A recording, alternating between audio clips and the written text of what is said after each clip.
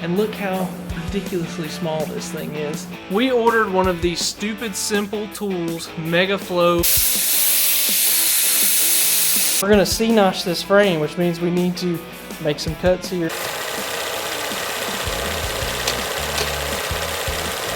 All right, welcome back, guys. We are going to do things just a little bit different this week. So you guys know how much work we do with metal all the time. We've been working on the 55 truck, been working on getting this QA1 4-link put in, and with that comes a lot of things that we need to cut down.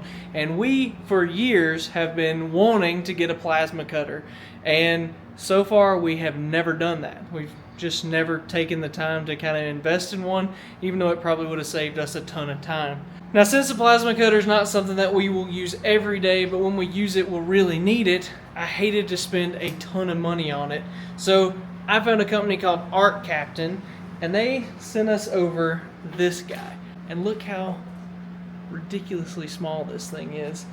So I thought this week we might pressure test this thing a little bit. I'm going to show you some upgrades that we did to our air system to prep for this plasma cutter.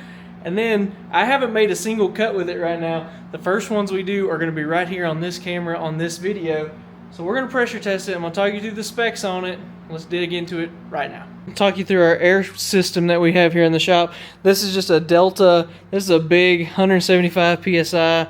6.5 horsepower compressor. We've had this thing for years. If you guys have watched us or watched the podcast from a long time ago, you've seen this thing kick on right in the middle of us talking here.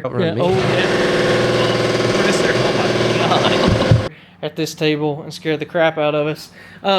So this is what we've had for years. And one thing that we've always wanted to do is to clean up the air. So this, every so often we have to hook a hose up to the bottom of it, bleed off the air from the compressor. But there's a lot of air in the air lines, and air in your air lines is going to go into your air tools. That's why you have to keep oil in your air tools all the time and things like that, to make sure that the tool itself doesn't kind of rust up, crud up, and get to the point where it won't function anymore. But a way that you can help with that, especially if you're going to be running a plasma cutter, or if you in a paint shop or things like that, you need to make sure you have really clean air going into your guns so it doesn't contaminate what you're doing or cause, like for us, this plasma cutter is going to be running off that air. If there's water in it, it's going to cause it to act all kinds of crazy. So we ordered one of these stupid simple tools, MEGAFLOW 3-stage filter systems here. So I don't have it turned on right now, but you can see this thing is genuinely one of the nicest pieces I've ever seen. This is all one piece. It's a billet piece, aluminum, very heavy duty, comes with the gauge here, comes with a built-in regulator, and there's all of these 3 different filters. So you can see we've got 5 microns of filtering, 0.01 microns of filtering, and then these drying beads themselves. This stupid simple MEGAFLOW comes with a gauge as well. As this, you can see, as it starts to be used, that's going to turn red. And when that turns red, that tells us it's time to replace these filters. And you can see our blue beads here are already starting to turn pink. So this is the drying part of this. When those get all the way pink, that tells us that those need to be replaced. Stupid simple tools. They also sell the replacements for these filters, so we can get all that from them. But this thing is so nice, and we went ahead and got it plumbed up. You can see here we've got our shite air in, and we've got our clean air coming out. So let's go ahead and turn the compressor on here. So you can see there, as that starts to build up, it goes ahead. If these get some moisture in them, as you can see that they will, if it gets any buildup, so you can always hook up a hose to this and drain that out. So that's what makes this so nice. They literally have in their stuff that says, give this to your kid when you die. Like, that's what they want, is for this to last forever. So we got this plumbed in, got a new regulator put in here, and then we have a regulator built in on this, set at 110 PSI. And we really keep the air in the shop very dry. We run dehumidifiers all the time to keep all of that bare metal back here from rusting. And so even though we have that, we didn't expect there to be that much, but you can see the buildup of fluid there on that first filter already. It's pretty amazing just how much moisture is in the air, even when you try and keep it as clean as we do. So that's the first upgrade that we have this week from our air compressor. Now, let's dig into this Arc Captain plasma cutter and see if it'll do what they say it will. Now, I already showed you just how compact this thing is. It is extremely light. I think the whole unit weighs 11 pounds. So that's how compact that is. It comes with this torch. And now remember, this thing is less than $300. And I am honestly stunned at how nice everything is on this unit for that price. Everything is sheathed up. This torch looks like to be very good quality. It has some consumables that comes with it. Comes with a really nice ground clamp here. It has this hose here to connect air to, but the one thing I did immediately, I took that barb fitting off the back here and replaced it with a quick connect air fitting. So we have these air lines all the way through the shop here.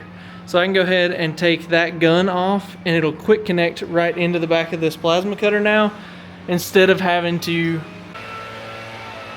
Dad's prepping outside for us. Instead of having to have that hose and trying to figure out some way to do that, it was just a lot easier. I think this fitting was $2 at Lowe's or whatever. So got that and got this thing ready to hook up.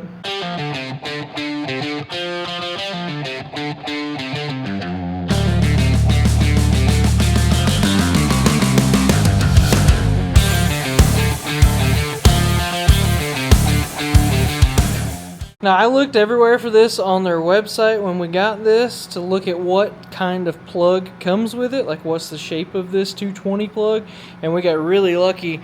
This is the same plug that we use throughout the shop already, so that's going to go ahead and plug in and be ready to go. We'll try it with this setting as well, but we're going to try it. This has an adapter that will take this from the 220 plug down to a 110. Of course, there's going to be more limitations on the 110 versus the 220, but we're going to start on the 220 because unless we somehow end up out and about with this, we're always going to run it on 220. But we'll try it with the 110 as well and see how it does, just for a good comparison. All right, this is the official first turn on. All right. So you can hear the fan come on here. The fan's blowing right there. We made our connections here. We got these three on. All of this is easy to do. Very self-explanatory. We'll only go in one way. So you can see this is an amperage setting. So we can go all the way down to 20 amps, all the way up to 55 amps. And you can see we have our 240 volt. That's what's highlighted. We got 2T, 4T. Let's see what that is in the book real quick. Now you saw on the screen there we have the 2T versus 4T. I didn't know what this was, so I wanted to look it up. This is pretty cool. So on 2T is the two-touch mode. So you press the trigger and start cutting, and then release the trigger and it stops cutting. Or with the 4T, you press the trigger, then you can release it, it will continue to cut, and then you press and release again to cut it off. So if you're making a shortcut, the 2T is probably what we're going to use more than anything. But the 4T, if you have a really long cut to make on a big piece of material, you can do that, and it'll save your hand from having to sit there and hold it the whole time. You can press it, start, make your cut, and then press and release again. So that's a pretty neat little feature there. So I went into our book again, went for our manual. We have, looks like all of the 240 stuff. So they've got it broken up into mild steel, stainless, and aluminum. They wanted the regulator to be set to 60 psi and at 55 amps. So I've got that already set to 55 here. And we hooked up some air here. I'm going to decrease our regulator here down to 60.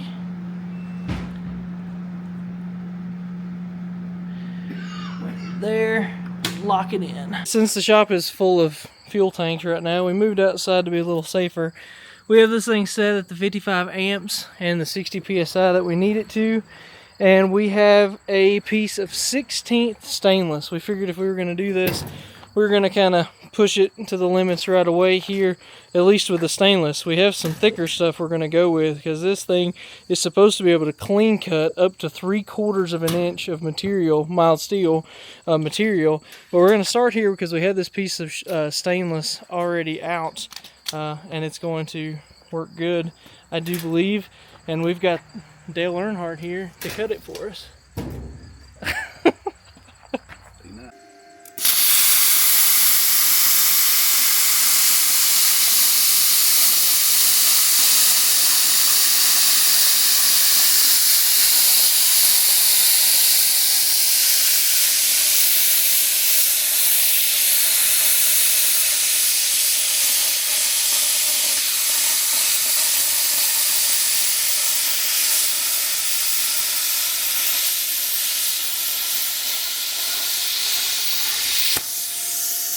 That's actually pretty crazy. A little bit too quick on the end. That is super clean right there. That's a really good. That was a really good cut. Yeah.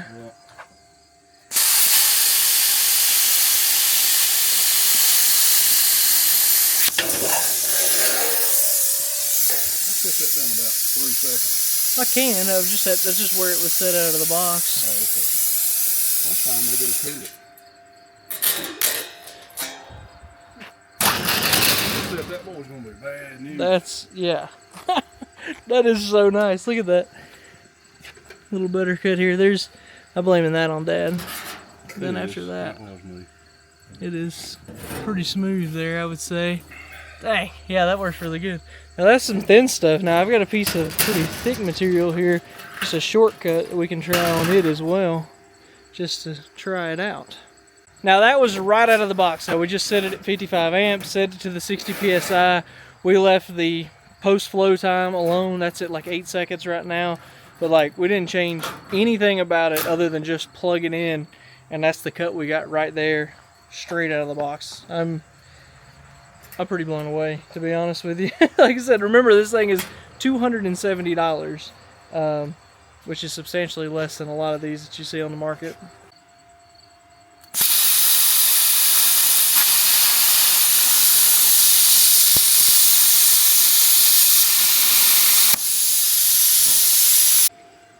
You're getting to watch us as we learn here.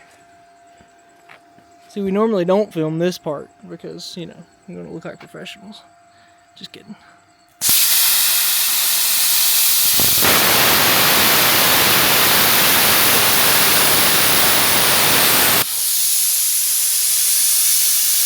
You're lifting it up off the material a bunch. I was keeping it from sticking. Yeah. But that might not have been.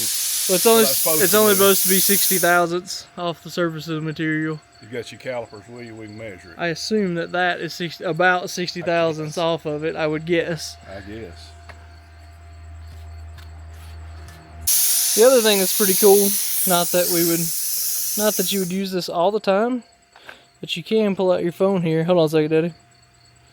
And connect up to it with your phone, and you can make all of your adjustments. Post flow time, you can change it from that 2T to 4T. Now this thing, as you use it, based off the material that you're running, will automatically adjust this post flow to what it kind of needs to be. So it was at 8 and now it's set at 5. And you can also change your current. So if I move this down to 38 amps, you can see that also adjusts to 38, 49, and 55.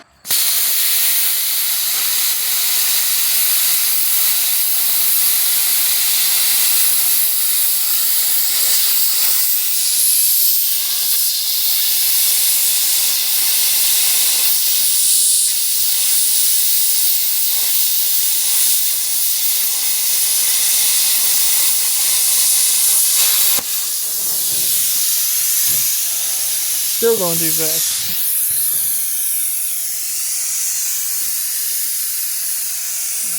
You can hear the fan when it's running. They say to make sure not to cut it off before the fan stops running. So looking at it, looking on the screen here, max of 3/4 of an inch is what it says on thickness. But it says up to 70 PSI, so we could probably bump that pressure up and maybe help our situation a little bit. Yeah, that makes sense. Let's bump it up to 70.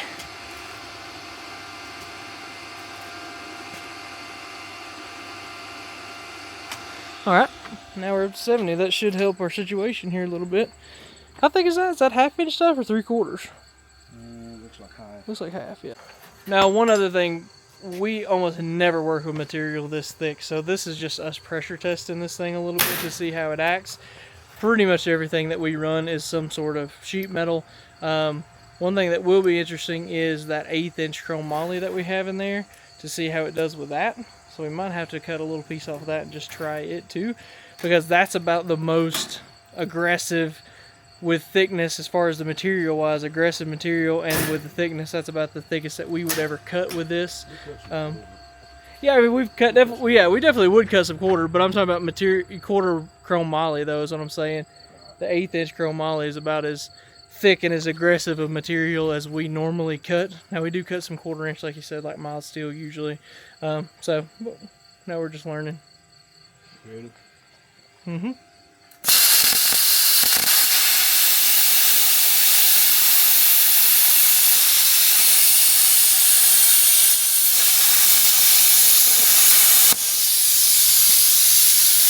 Pressure definitely helps. You're still going too fast though, because you can see it when it starts coming through the bottom, and when it's not, you can tell the difference in it. All right, so Dad got a piece of this 1/8 chrome moly now. We're gonna give it a shot. We put our guide back up and rotated our wire screen to where it's on the flat side, so it might not catch as much there.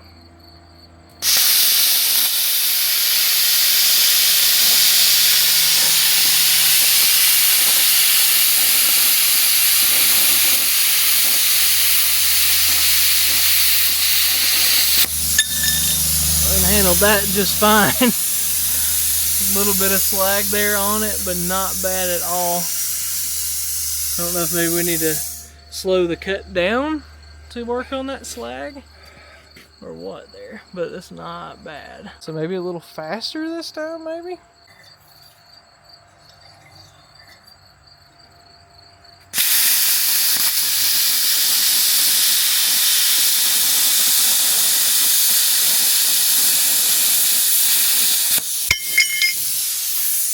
Yep, that's better. Yep, it's a little bit faster cut speed. I turned that hook around. Okay. Grabbing more. Okay, gotcha. So we put it on the radius of that. Way, but I turned it on the radius, and that's gotcha. Kept it from grabbing on that tube. That makes sense. A little bit of faster cut speed gets that slag knocked down, and yeah, that looks pretty darn good right there. You happy? Yeah, that does good. It does pretty good.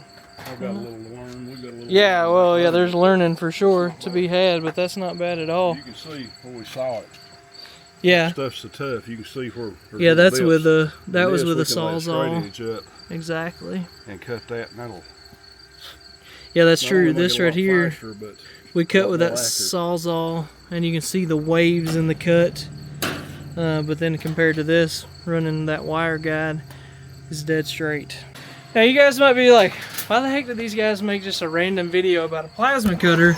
Well, there's a reason. I mentioned earlier that we're working on the 4-link for this 55 truck so that we can get it ready for 6 Smokies. We've been talking about that for a while now. If we rotate this around, we're going to C-notch this frame, which means we need to make some cuts here in the top of this so we can get our boxing in place. So that's going to be one place. But the other thing that we're going to do is we're going to go in here and box up these frame rails. And so we can make some nice cardboard templates like we do, get them drawn out onto the metal, and we can cut those out very easily, one giant piece of that plasma cutter, and we can put these boxes in here, and it's going to really stiffen up the rear frame on this truck. Because if you look at this, you can actually see the flex in this frame rail with me just pulling on it here on the running board mounts. That's not good when you're trying to go faster like we are. So that boxing is going to really stiffen up this rear frame rail sections, and man, it's going to the old art captain is going to simplify that and make it a lot better. So that's why I made this video, because I wanted to see how it was going to do. Wanted to kind of pressure test it a little and then prep for whenever we box the frame rails on this truck, probably in the next video that we do and we put up here on YouTube. Now the other thing I've been very curious about is this 110 adapter for this thing. So I went ahead and shut it off. I'm going to take our plug here, give it the old switcheroo, plug this guy in. Plug that guy in, and now I've got a regular old drop cord run out here. Plug it in. Now let's see what happens. I want to know if I can run it at the same It'll only go up to 35 now. You can see there when it goes to the 120. But I'm curious if I can still cut this 1/2 inch material with this. Let's find out.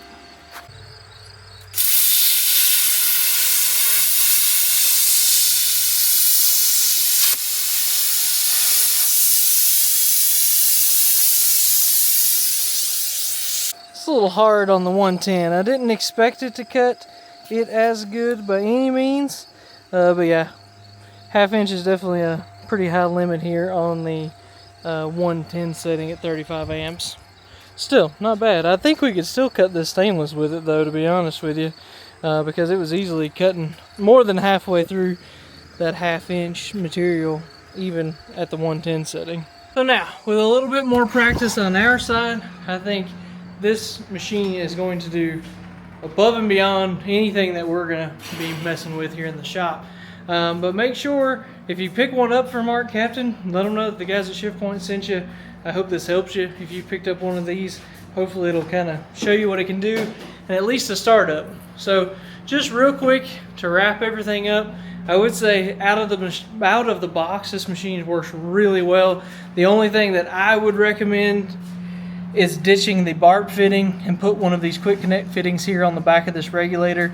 It's very simple. Like I said, this thing's like $2 at Lowe's, so really not a big deal at all. So put one of those on and then just do what we're gonna do. Learn how to use it. Just slowly start playing with the settings, mess with your pressures. The setup guide definitely gives you a very good starting point. That 55 amps and 60 PSI. You can probably bump it up to 70, so when it pulls down, whenever you first hit it, it stays at that about 60. So if you can get it about 70 PSI and that 55 amps, it's pretty much going to do anything you want it to on 220 up to that 1/2 inch really easily, I would say. So now, make sure you hit subscribe, because I'm sure that not only are we going to be using it on this thing at some point, I hope not. Hopefully most everything in there has already been cut.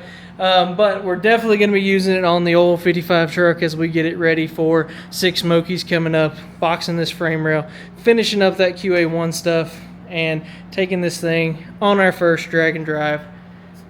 We are very, very excited. If that excites you, I hope you hit subscribe. I hope you follow along. I hope that this helps you guys. That's what we're always trying to do. We make these videos because we really love making these videos, but the big point is what little bit we know, hopefully we can pass on and help you guys, whether it's buying certain things or just some ideas or different stuff that we do. Hopefully you're able to do that too. Make sure to follow us on Instagram and Facebook. It's really important, because that following is what lets us work with cool companies like Mark Captain and QA1 and all that. And without you guys, we could not do that. We literally could not make these videos and do all the cool stuff we're doing unless it was for all these people that have hit subscribe and follow on social media. So for everybody that's done it, thank you. For anyone that will do it, thank you. And we'll go ahead and wrap it up this week. See you next week.